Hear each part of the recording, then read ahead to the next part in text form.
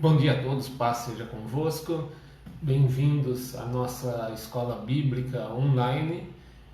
Eu espero que com a palavra de hoje, mais uma vez, você seja tocado, você seja abençoado, você receba da sua dose diária que Deus preparou. É o nosso maná. E principalmente no domingo de manhã, que nós somos ensinados pela palavra que o primeiro dia da semana é o dia do Senhor, o domingo é o dia do Senhor.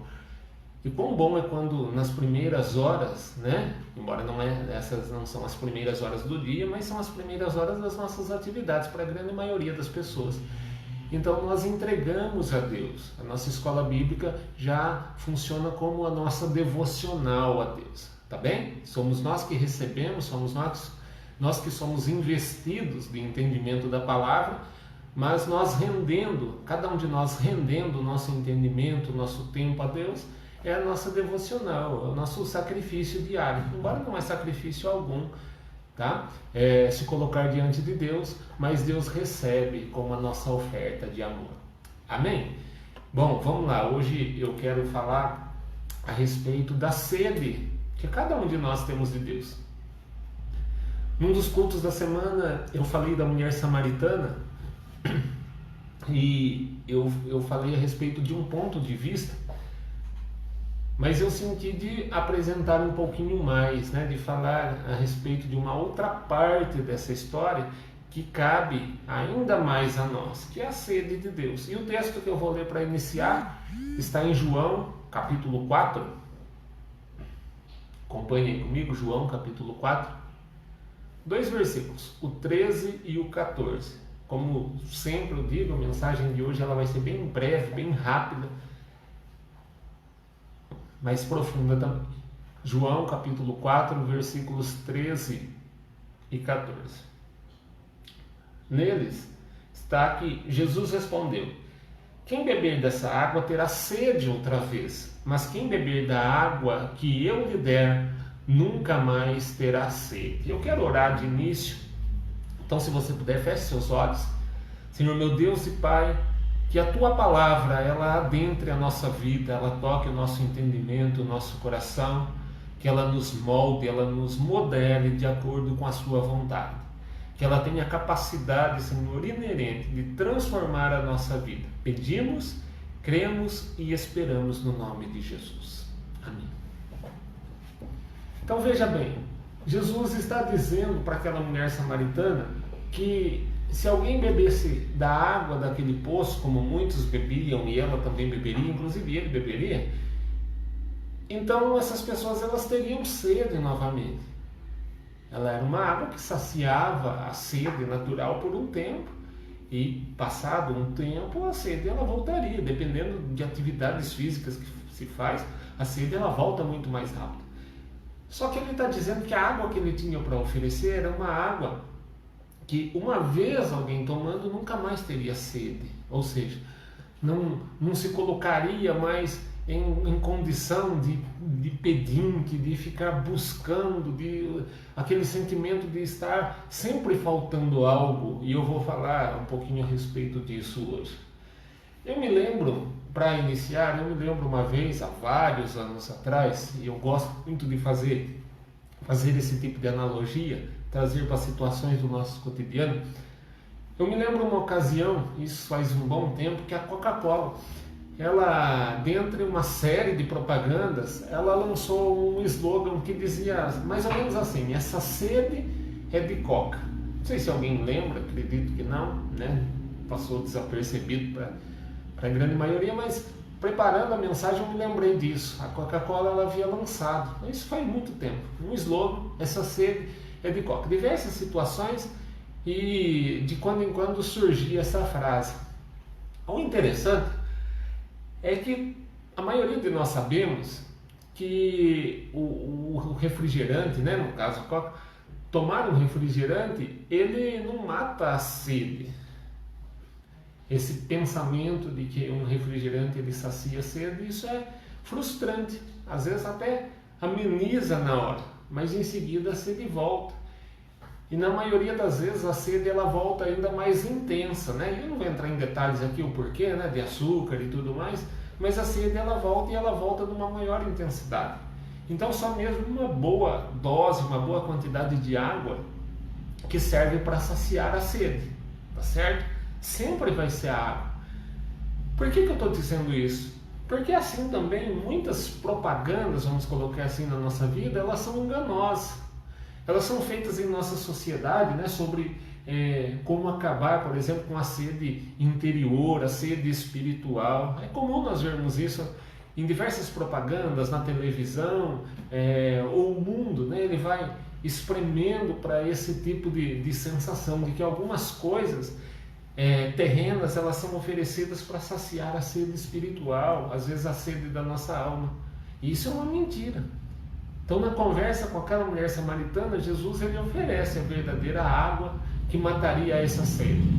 A sede dela era bem específica, mas cada um de nós temos a nossa sede espiritual, a nossa sede almática, né? A sede da nossa alma. E também é só Jesus que tem uma água a oferecer para saciar toda essa nossa sede. Nós vamos falar ainda sobre isso, mas eu não sei qual é a sua sede, eu não sei qual é a sua expectativa, eu não sei exatamente o que é que falta na sua vida, mas o Senhor sabe e Ele tem a resposta.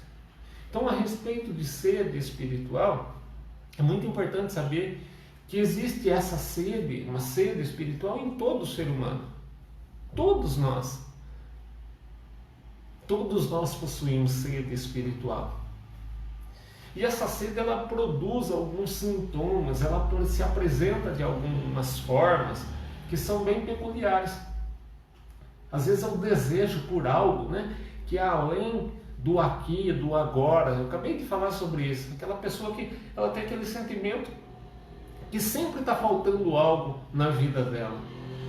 Nunca está completo.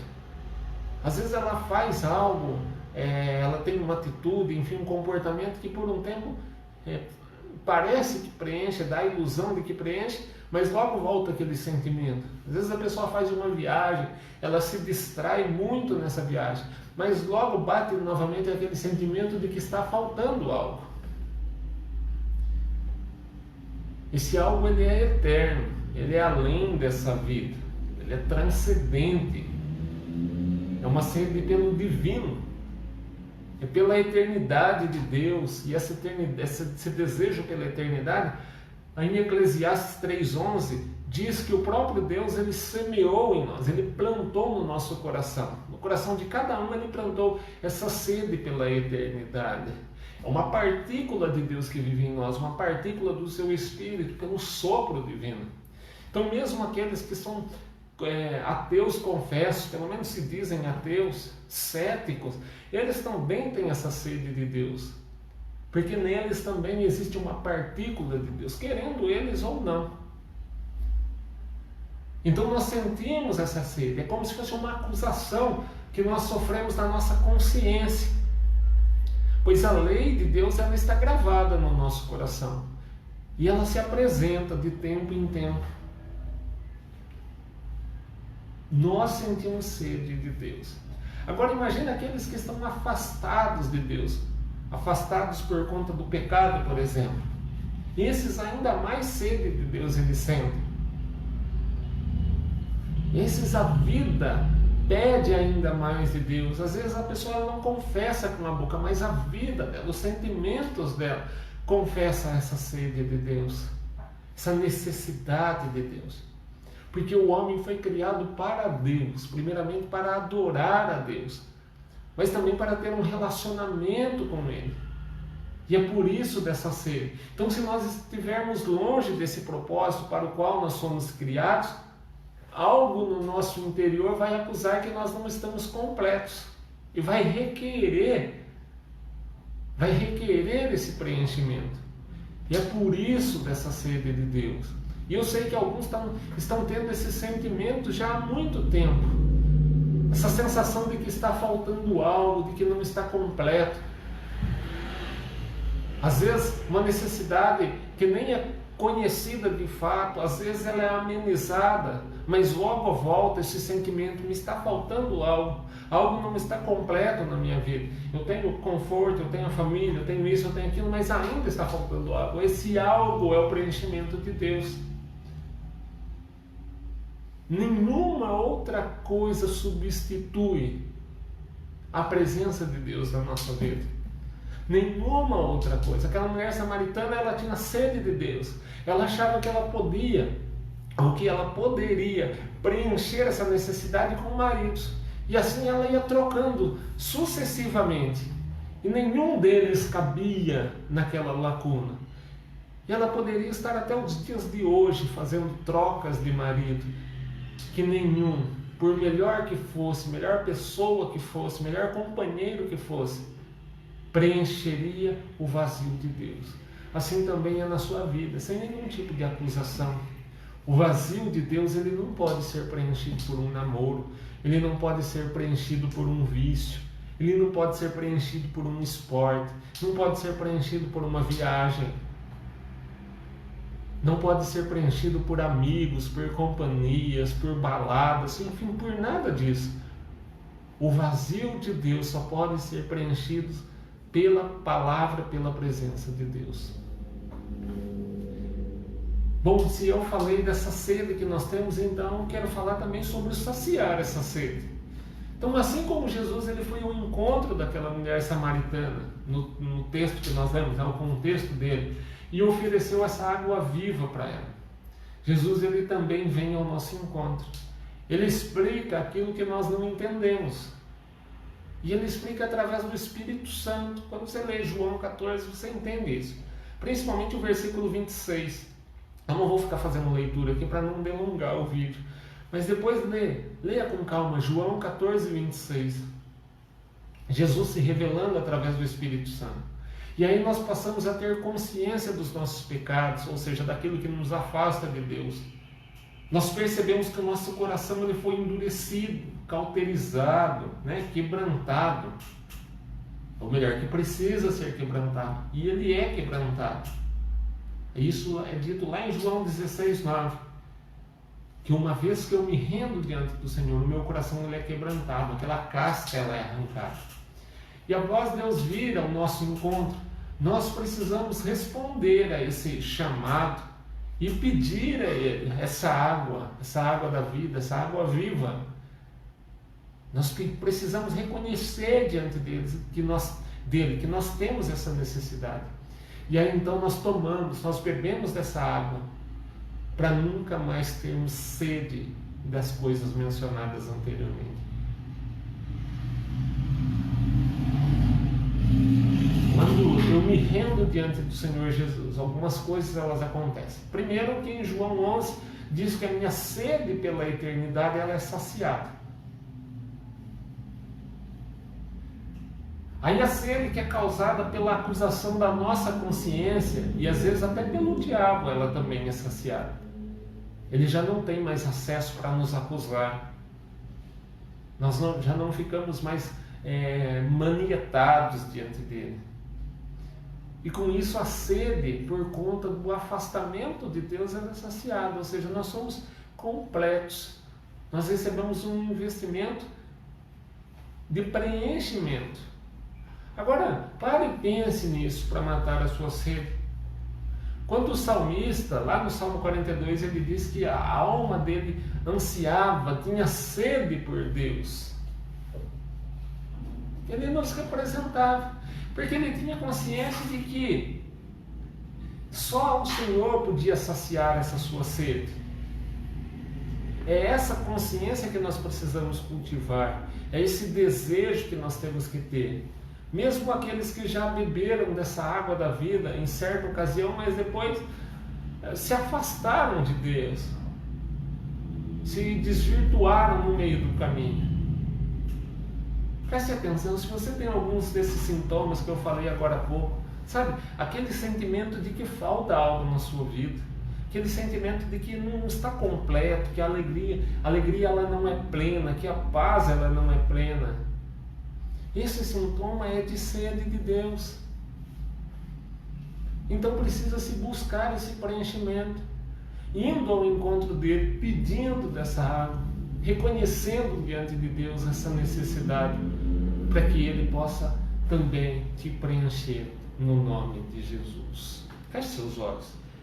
Pai, nós reconhecemos na sua presença a necessidade que nós temos de ti, de sermos saciados por sua palavra, por sua presença, pelo seu Espírito Santo.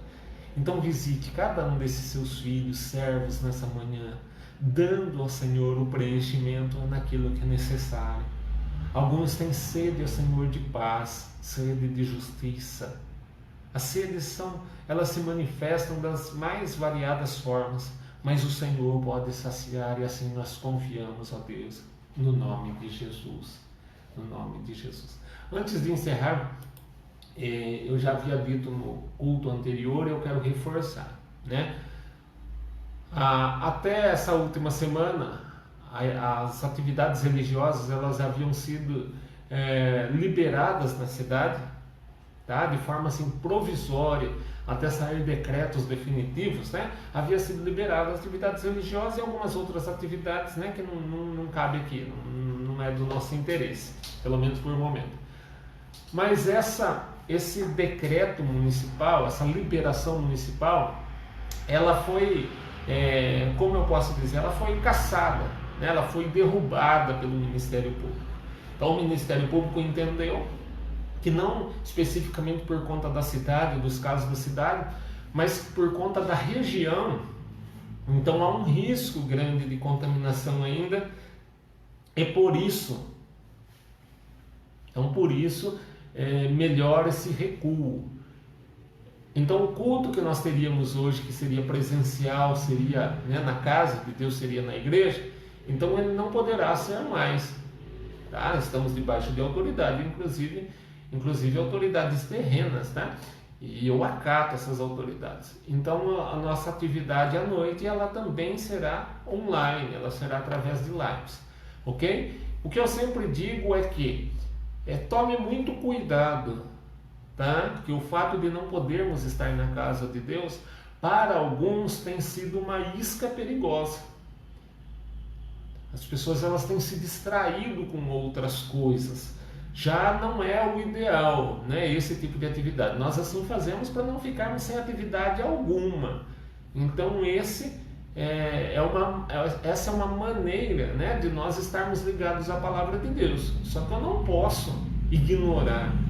Eu não posso pensar assim, bom, como é online, né, ninguém está vendo mesmo, eu não vou participar, eu entro um pouquinho só e saio. Tá? Eu não estou vendo, eu, pastor, não estou vendo, os demais pastores, né, cada qual tem o seu rebanho, não estão vendo, mas Deus está vendo. E aí esse alimento, ele está deixando de ser ministrado, ou melhor, ele está sendo ministrado, mas a pessoa ela não está se alimentando. E isso é muito perigoso, e não há bom. Só Deus é bom. Amém? Então seja regrado nos horários de cultos, esteja atento. Eu tenho procurado fazer os cultos, né, de uma maneira, com um tempo bem reduzido, para não ser cansativo. Eu sei que ficar parado muito tempo na frente do celular assistindo, para alguns é cansativo, às vezes para outras coisas é cansativo, a pessoa fica o dia inteiro nas redes sociais e não se cansa. Mas para ouvir a palavra de Deus, aí se justifica que é um pouco cansativo. Então, independente do mérito disso aí, eu tenho reduzido o tempo, tenho procurado ser o mais objetivo possível, mas não desabone essa ferramenta. Tá bem? Logo nós estaremos juntos com cultos presenciais, com as atividades presenciais, na casa de Deus. Eu creio nisso. Logo tudo isso, logo Deus, ele soprará, né, essa praga para muito longe daqui. Tá bem? Mas enquanto isso não acontece, seja regrado com o seu tempo.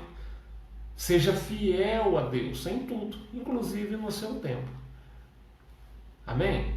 Então que Deus abençoe a sua vida, Deus abençoe seu lar, a sua casa, todos os seus sonhos, todos os seus projetos.